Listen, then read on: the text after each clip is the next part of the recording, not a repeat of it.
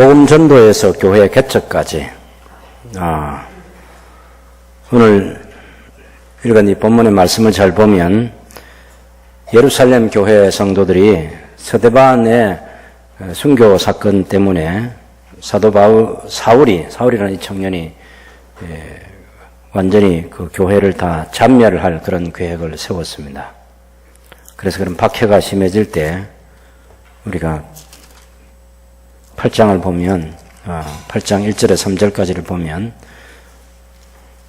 사울은 그가 그 스데반이 죽임당함을 마땅히 여겼고 그날에 예루살렘에 있는 교회에 큰 박해가 있어 사도 외에는 다 유대와 사마리아와 모든 땅으로 흩어지니라.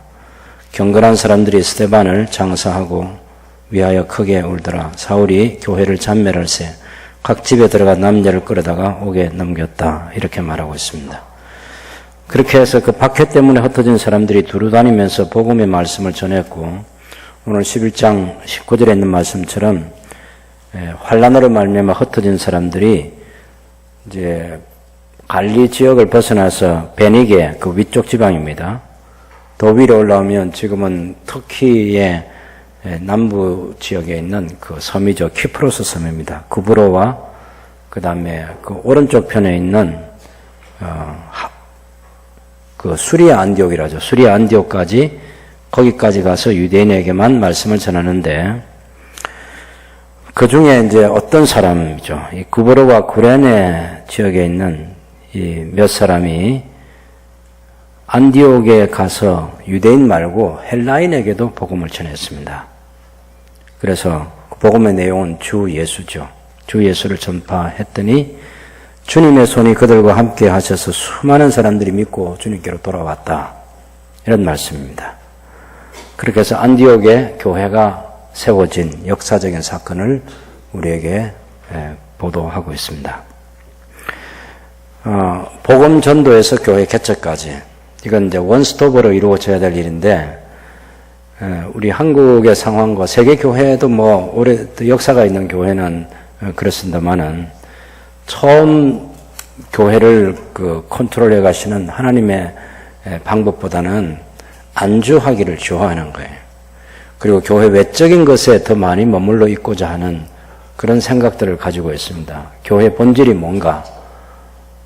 교회가 왜 이 세상에 필요한 존재인가? 그럴 때 성경은 아주 명확하게 어디를 펴봐도 신약 성경을 보면 알 수 있는 대로 복음을 전파해서 믿는 사람들의 모인 공동체를 만들고 그 공동체가 곧바로 교회 공동체이고 그 교회 공동체는 또 복음을 전파해서 또 다른 공동체를 낳게 하고 그래서 계속해서 교회 개척의 역사를 이어가는 것이 교회가 가지고 있는 본래적인 성격이라는 것을 성경이 가르쳐주고 있습니다. 교회 개척하면 우리는 큰 또 다른 것을 생각하기 때문에 뭐 교회당을 건축해서 그 안에 들어가는 많은 부대 시설들을 만들고 그런 생각들을 하기 때문에 교회 개척이 이루어지지 않고 있지만 그건 정말 성경 역사와는 전혀 다른 거죠. 우리 주님이 디자인하신 그런 교회도 그런 교회가 그렇게 만들어지는 그런 교회를 주님이 의도하셨다고 보기는 어렵습니다. 건물이라고 하는 것은 그 교회 공동체 성도들이 예배를 하고 교육을 하고 교제를 하고 하는데 필요한 만큼의 공간이면 되지 그 외적인 또 다른 인간의 그 건축물로서 화려한 건물을 남겨가지고 역사적인 유물이 되게 하는 그런 교회는 하나님이 설계하지 않으셨다는 것을 알 수 있습니다. 오늘 이 안디옥 교회의 탄생을 보면 구브로와 키프로스와 사이프러스라고 하죠. 바로 그쪽에 있는 몇 사람, 그리고 구레네는 이 아프리카의 이쪽 나일강 삼각주 왼쪽 편으로 있는 그쪽 아니겠습니까? 그쪽에 구레네 몇 사람, 그 사람들이 안디옥까지 가서 헬라인에게도 복음을 과감하게 전해서 또 다른 전도 대상자를 찾아서 복음을 전했던 거죠. 그 전 사람들은 유대인에게만 복음을 전했는데 이 사람들은 용감하게 헬라인에게도 복음을 전했습니다. 이것은 하나님의 복음이 누구에게로 향해야 되는지 신약 성경의 성격을 정확하게 이해한 사람들이고 어찌 보면 이 예루살렘 교회 우리가 사도행 6장을 보게 되면 히브리파 유대인과 헬라파 유대인 이 두 공동체가 예루살렘 교회 공동체를 이루었고 이 헬라파 유대인들이 조금 더 급진적이었습니다. 그래서 스데반과 같이 과감하게 성경을 있는 대로 설교를 해서 유대인들의 마음에 분노가 일어날 만큼 그렇게 강력한 도전을 했고 그래서 그런 헬라파 유대인들은 헬라파 유대인으로서 그리스도인 그들을 제거하고자 하는 핍박이 일어나서 그래서 흩어지게 됐다고 그렇게 볼 수 있겠습니다. 어쨌든 이 사람들이 가지고 있는 아주 중요한 성격은 전도 예수님 믿다가 박해를 받았는데 또다시 그 사람들이 가서 또 예수를 전한다는 거예요. 이게 생명 있는 사람들입니다. 예수님의 생명을 가진 사람들은 어떤 박해의 상황에 놓여도 예수님을 전하는 사람이에요. 예수님을 전파하는 사람이 예수님을 믿는 사람이고 하나님의 자녀고 복음을 이해하는 사람이고 천국을 믿는 사람이고 지옥을 믿는 사람이고 성경에 가르치고 있는 하나님의 나라를 믿는 사람이죠. 이 세상엔 두 개의 나라가 있지 않습니까? 세상 나라라고 하는 것과 하나님의 나라가 공존하고 있는데 이 세상 나라를 하나님의 나라로 변화시키기 위해서 보냄을 받은 사람들이 바로 교회 공동체이고 그 교회 공동체가 세상을 맞서서 하나님 나라에 대해서 얘기를 해야 되는 거죠. 그렇게 해서 전도가 이루어지고 그 이루어진 전도가 있는 곳에 영혼 구원의 역사가 있게 되고 여기도 보면 주 예수를 전파하는데 수많은 사람들이 믿고 주님께로 돌아왔어요. 주 예수님을 전파할 때 21절에 보면 주님의 손이 그들과 함께 하셨다. 제가 경험하고 여러분이 경험한 것처럼 주님께서 우리를 믿게 하시지 않으면 우리가 믿을 수 없는 거잖아요. 우리와 같이 복음을 들은 사람들이 얼마나 많겠습니까? 여러분을 통해서 얼마나 많은 사람들이 복음을 들었겠습니까? 그런데 그 사람들이 다 복음을 들었다고 다 믿는 거 아니잖아요. 그러니까 믿는 사람들은 주님이 믿게 하신 사람이에요.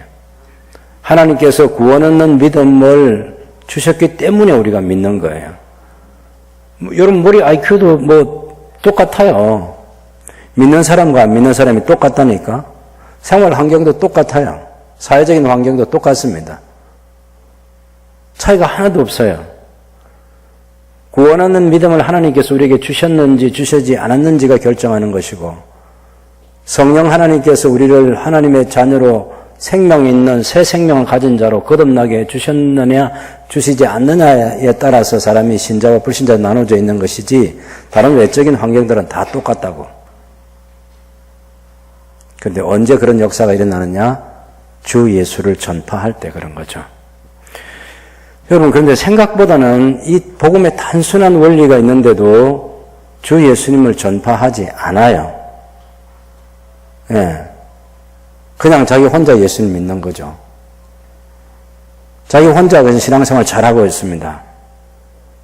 그런데 다른 사람들에게 주 예수님을 전파하는 일을 적극적으로 하지 않아요. 세계에서 교회가 새롭게 되는 곳마다 강력하게 복음 전도가 이루어지고 있는 곳입니다. 이슬람 지역에서도 강력하게 그런 일들이 일어나는 거죠.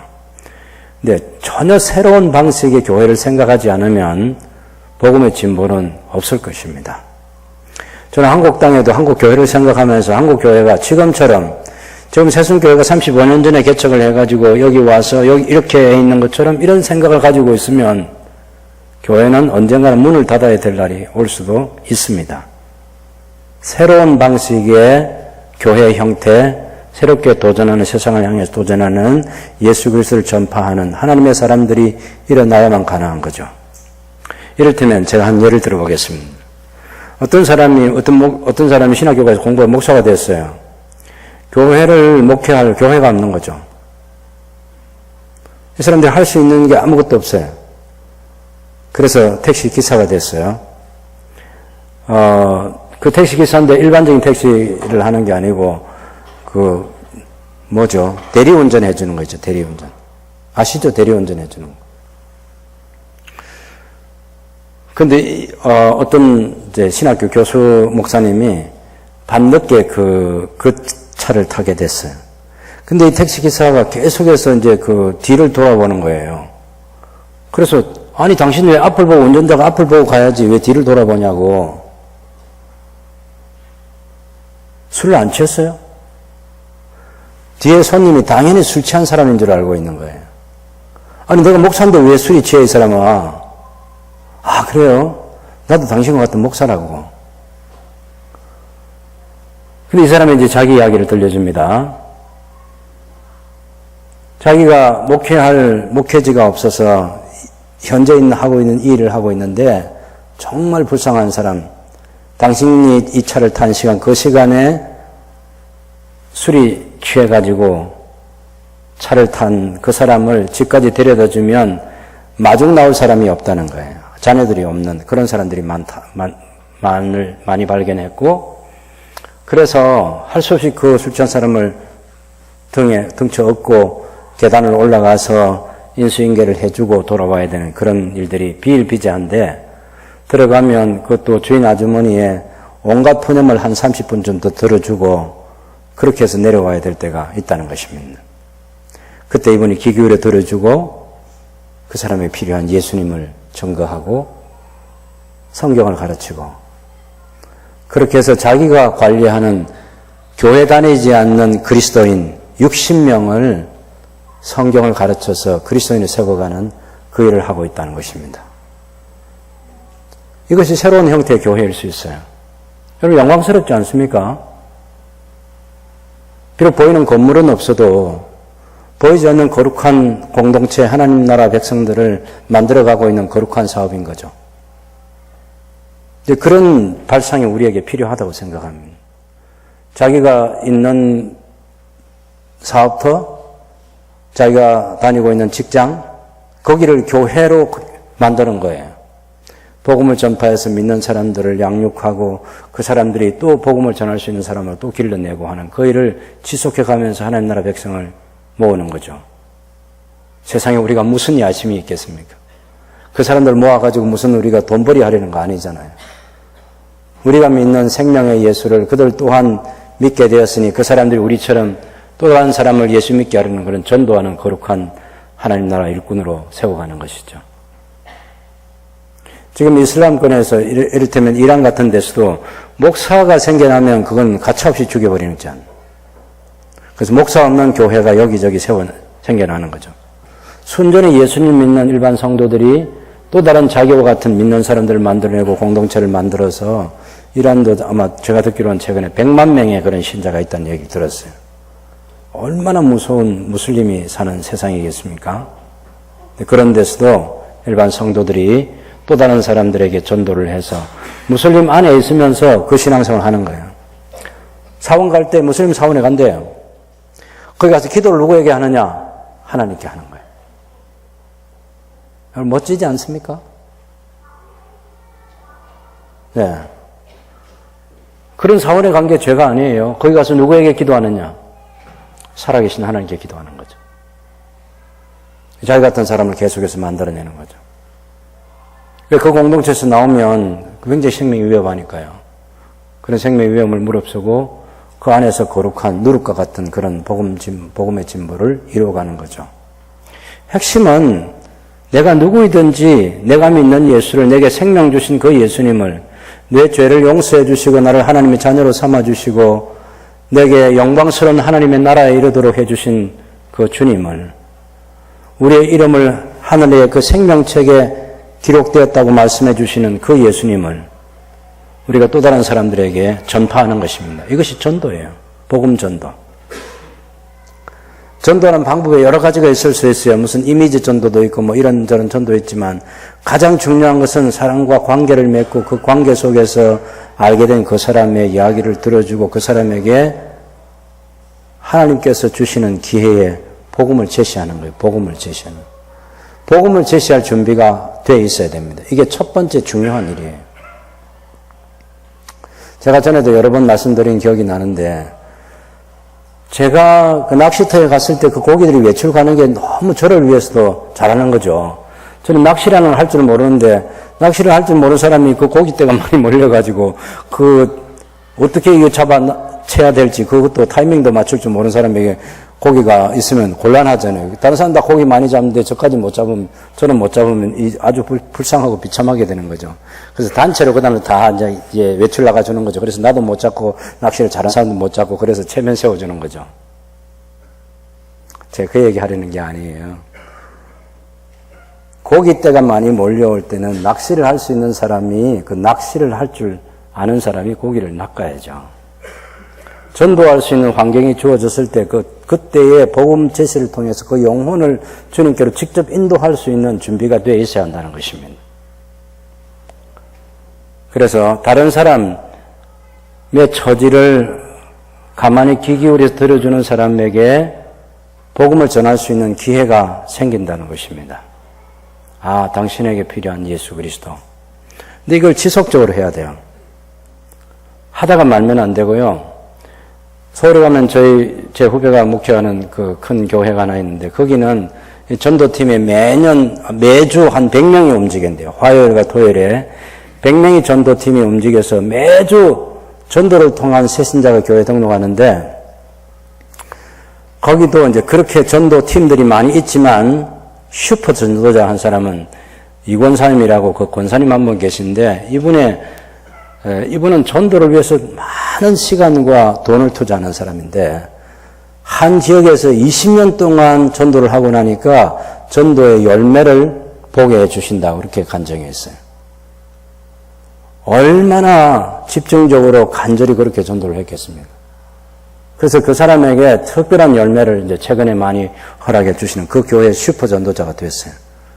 자기는 이제 전국 여전도에서 전도왕 상도 여러 번 받고 해서 더 이상 이제 다른 자기 이름으로 상을 받지 않기 위해서 남들이 전도한 걸로 그렇게 하고 그렇게 하긴 하지만, 그 담당 목사님 지난주에도 만나서 교제했는데 아주 그런 슈퍼 전도자도 있고, 어쨌든 100명의 전도팀이 매주 여자 자매 전도팀, 형제 자매팀 해서 아주 자발적으로 그 전도팀이 잘 움직여가고 있는 그런 교회. 당연히 하나님께서 지금도 서울 바닥에서도 새 생명을 허락해 주시는 거죠. 복음 제시가 제일 중요합니다. 기회를 하나님이 주실 때 내가 복음 제시를 하지 못하면 마치 강이나 바다에 고기가 내 앞에 지나가는데도 낚시를 들이오고도 낚을 수 없는 사람처럼, 그러면 너무나 불쌍하지 않겠습니까? 여러 가지 기회를 주시고 다양한 방법의 복음 제시가 저는 있다고 봅니다. 전도를 말을 많이 하든 적게 하든 하나님의 부름을 받도록, 그래서 그 영혼에게 다가가는 그런 그리스도인의 복음 제시가 있어야죠. 완벽한 복음 제시를 할 수 있고 반점 할 수도 있고 이것도 저것도 아니고 그냥 당신 나 따라 교회 와봐 그 소리 할 수도 있고, 근데 그것이 가장 강력한 전도 방법이긴 합니다. 제 장애들은 그 전도 방법으로 500명을 전도하기도 했으니까요. 와보라는 거예요. 교회 와서 우리 목사님 설교 한번 들어봐. 내가 믿는 예수를 또 다른 사람에게 전파해서 나처럼 변화된 삶을 살게 하고자 하는 거룩한 열심과 함께 우리가 복음을 전할 수 있는 많은 기회를 만드는 게 중요하죠. 그럴 때 안디옥 교회가 세워지듯이 수많은 사람들이 믿고 주님께로 돌아오는 그 역사가 일어나게 됩니다. 여러분, 한국교회 현실은 저도 알고 여러분이 너무 잘 알고 있을 거예요. 대부분의 교회가 이 침체기 혹은 쇠퇴기에 다 들어서 있습니다. 이게 급속하게 이제 쇠퇴할 거예요. 왜 쇠퇴하냐면은 한국의 인구수가 급격하게 줄어들어요. 이게 금년부터 시작해가지고요, 앞으로 10년 안에 어마어마한 속도로 인구가 줄어듭니다.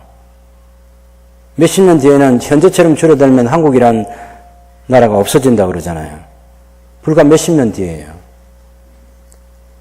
그런 미래학자들의 그 통계가 있거든요. 그래서 완전히 사라지는 해는 좀 더 시간이 많이 걸리겠지만 절반으로 뚝 떨어지는 것은 몇십 년만 지나면 절반으로 뚝 떨어지는 거예요. 교회 대안이 뭔가요? 그 미래학자의 대안은 이런 얘기입니다. 지금 전도의 결실을 맺지 못해도 주일학교도 그렇고 SFC 중고등부도 그렇고 장년부도 그렇고 복음에 씨를 뿌리는 일은 계속해야 한다. 눈물로 복음을 씨를 뿌리는 일은 계속해야 된다. 싹이 나고 자라게 하시는 하나님의 때는 그건 하나님께서 하시는 일이고 언젠가 추수를 바라보고 씨를 뿌려야 된다는 거예요. 여러분 수많은 선교사님들이 선교지에 가서 열매가 없어도 계속해서 노력하는 그런 역사 속에서 여러분 그런 아랍권 같은 것을 생각해보면 복음의 밀수꾼들이 얼마나 들어가서 그런 일들을 해왔고 대를 이어서 계속해서 그런 일을 하고 또 다른 형제들과 네트워크를 만들었어도 그렇게 그런 일들을 하고 박해가 있는 것 뻔히 알기 때문에 밀수꾼으로 그렇게 하고 어떤 사람은 추방당하기도 하고 어떤 사람은 남아있기도 하고 그런 역사 속에서 하나님의 복음의 진보를 위해서 계속 노력하는 사람들이 있기 때문에 오늘의 결과가 만들어지는 거죠. 하나님께서 더 많은 사람들을 부르실 것입니다. 왜 세계에서 기독교의 박해가 더 심해지고 있습니까? 세상이 두려운 거죠. 기독교인들이 번성하는 것을 두려워하는 거죠. 세상 나라가 작아지고 하나님 나라가 커지는 것에 대한 두려움을 가지고 있습니다. 그럴 때 교회가 핍박이 있어도 어려움이 있어도 그 어려운 장애를 극복하고 복음을 전하려고 해야 되겠습니다. 여러분 한국 사회에 지금 일어나고 있는 여러 가지 민주화 운동과 함께 인권운동 이런 것들이 강해지면서 굉장히 불행한 역사가 현재 판이 이미 만들어져 있고 그것이 더 확산되겠죠. 최근에 아주 기쁜 소식 하나 들었습니다. 숭실대학교가 성소수자들을 채용하지 않았던 것 때문에 국가인권위원회로부터 여러 번 권고를 받았는데 그때마다 다 거절했습니다. 다 거절했어요. 우리는 우리 학교에 설립 목적이 있는데 그래서 그 설립 목적과 다른 하나님의 창조의 원리와 다르게 살아가는 사람들을 우리가 우리 직원으로 받아들일 수 없다고 단호하게 거절하는 거예요. 여러분 그 국가권익위원회가 얼마나 힘 있는 단체인지 아시겠죠? 세상에 소위 그 국가의 녹을 먹고 있는 모든 곳에서 그 권익위원회의 권고를 무시하기가 어렵습니다. 그런데 숭실대학의 관계자는 이런 대답을 하는 거죠. 우리가 일제 강점기 때도 신사참배를 반대하고 우리의 신앙을 지킨 우리 학교의 역사와 전통이 있는데 당신들의 권고를 받아들일 수 없다. 그런 대학에 큰 박수를 보내주고 싶어요. 그런 대학을 위해서 기도해야 합니다. 한동대도 역시 그런 어려움을 겪고 있어요. 그런 살아있는 대학이 필요한 거죠. 앞으로 우리 아이들이 어떤 환경 아래 처하게 될지 모르지만 이미 하나님께서 우리에게 주신 신앙들을 잘 지켜갈 수 있는 거룩한 하나님 나라 백성으로 길러야 되고 만약 우리를 박해하면 쫓겨날 각오도 하는 것이고 우리 아이를 퇴학시킬 수도 있고 세상적 유혹을 물리칠 수 있는 그런 단호한 믿음이 우리에게 필요한 거죠. 세상은 우리를 향해서 세상을 향해서 절을 하라고 그렇게 얘기할 거예요. 자기들이 법을 만들 수도 있을 것입니다. 그 법을 만들어서 우리에게 강요할 때 그 법을 정면으로 거부할 수 있는 그리스도인이 필요한 거죠. 하나님께서는 그런 사람들 통해서 또 믿는 자들을 더 확장시켜 가실 것입니다. 박해가 어떻게 일어날지 모르지만 다양한 더 교묘한 방법으로 박해는 찾아올 것이고 그것을 이겨낼 수 있는 하나님 나라 백성이 저와 여러분이 그렇게 돼야 되고 우리의 자녀들이 우리의 손자 손녀들이 그렇게 살아갈 그 믿음의 세상을 꼭 만들어야 되겠습니다. 여러분 복음 전도에서 교회를 개척하는 이것은 우리 모두에게 거룩한 사업입니다. 아마 새순교회가 교회를 개척하려고 할 때 돈을 많이 모아가지고 건물을 준비하고 이것은 전 너무 요원한 일이라 생각해요. 제가 처음에 교회를 개척할 때는 제 마음속에 하나님께서 교회 개척의 비전을 주시고 몇 분의 형제 자매들과 같이 이 개척을 시작했습니다. 시작하는 사람에게 교회를 선물로 주시는 거예요. 그러나 시작하지 않는 사람은 이런 하나님의 은혜를 경험할 수 없는 거죠. 그래서 우리 가운데도 교회를 많이 개척하는 거룩한 뜻을 가진 형제 자매들이 많으면 좋겠습니다. 이를테면 우리 교회의 큰 그룹 가운데 당회라는 이 공동체가 있잖아요. 거기 장로님 12분이다. 그럼 장로님 한 번마다 교회를 개척할 사명을 가지고 12개 교회 개척 비전을 당회가 가지면 좋겠죠? 동의를 안 하시네. 성겨져 있는 브롬고로코마를 개척한 우리 박성교 선생님들도 여러분 못할 게 없지 않습니까? 아니 몇 사람이라도 시작하면 하나님께서 교회를 만들어 주시겠죠. 우리가 만드는 게 아니에요. 하나님이 만드시는 거예요. 이 몇 사람이 어떤 지역에 가서 거기서 헬라인들에게 복음을 전했더니 그 안디옥에서 헬라인이 중심이 된 그런 교회가 탄생된 거예요. 그 교회가 세계의 최초의 이방인 교회로서, 유대인이 볼 때 이방인 교회로서 세계 선교에 쓰임받는 그런 도구가 됐잖아요. 발상을 새롭게 하는 교회가 많이 탄생해야 된다는 것을 제가 오늘 아주 작게 서론적으로 얘기하는 것입니다. 앞으로 더 많이 여러분과 나눌 얘기들이 있을 것입니다.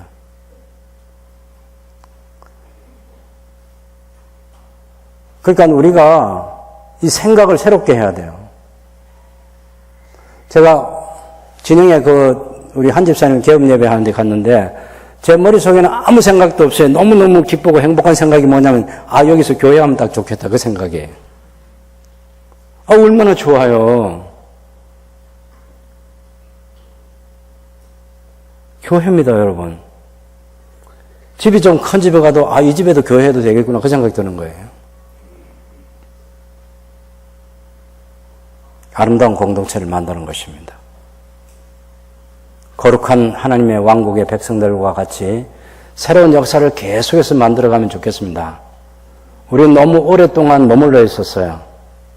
이건 저를 비롯해서 우리 모두가 특별히 새순교회에서 리더십을 오랫동안 가지고 있는 우리가 하나님 앞에 회개하고 새롭게 될 필요가 있는 그런 영역 중에 하나라고 생각합니다. 교회를 얼마든지 다시 새롭게 하고 세울 수 있는데 우리가 전통적인 생각에 머물러 있는 거예요. 우리가 특별한 일을 하지 않아도 이 교회에 유지되고 여러분의 그 정도의 헌신 가지고도 그냥 교회가 움직여지고 있잖아요. 그런데 정말 생명 없는 역사를 만들어 가려면 이보다 더 헌신된 영혼 구원을 위해서 헌신된 제가 강조하는 것은 영혼 구원을 위해서 헌신된 이 삶이 필요한 거예요. 일주일 동안에 단 한 명에게도 예수 그리스도를 전하지 않고 우리가 편안하게 교회 생활을 하고 있잖아요. 한 달 동안에 단 한 명에게도 예수님이 우리의 구세주와 주님이시라고 말하지 않고도 새순교회에서 신앙생활을 하는데 아무 문제가 없잖아요. 아니 한 달이 아니라 1년 동안 단 한 명에게도 예수 그리스도를 말하지 않고도 새순교회에서 너무나 안전하게 신앙생활을 잘하고 있잖아요.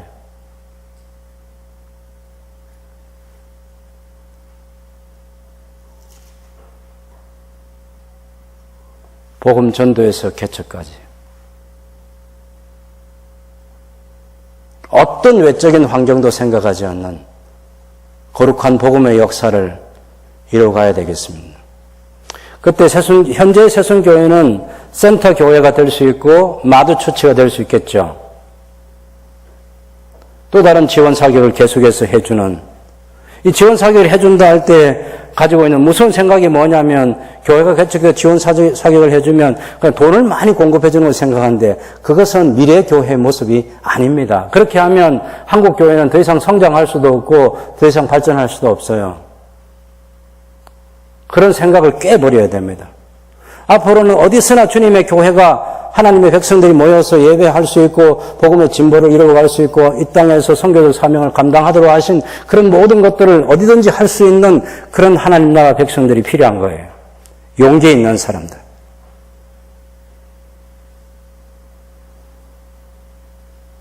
할 수 있습니다, 여러분. 제가 새순교를 떠나라는 얘기를 하는 게 아니에요, 여러분. 이 거룩한 공동체 소속에 있으면서 복음의 진보를 이루어가는 새로운 공동체들을 우리가 많이 만들어 가자는 얘기죠. 생각의 전환이 필요합니다. 생각의 전환. 다시 한번 강조하자면 절대로 전통적인 교회 생각에 머물러 있지 마세요. 제가 이 교회를 개척할 때 딱 3가지 생각만 했습니다. 하나는 주님 오실 때까지 복음을 전파한다. 적어도 전도에 관한 한 그 어떤 방법으로든지 전도할 수 있는 준비가 제게는 되어 있었습니다. 복음을 전한다. 뭐 어떤 방법으로든지 예수 얘기를 하면 그 복음 전하는 거 아니에요. 그리고 전도된 사람을 양육한다.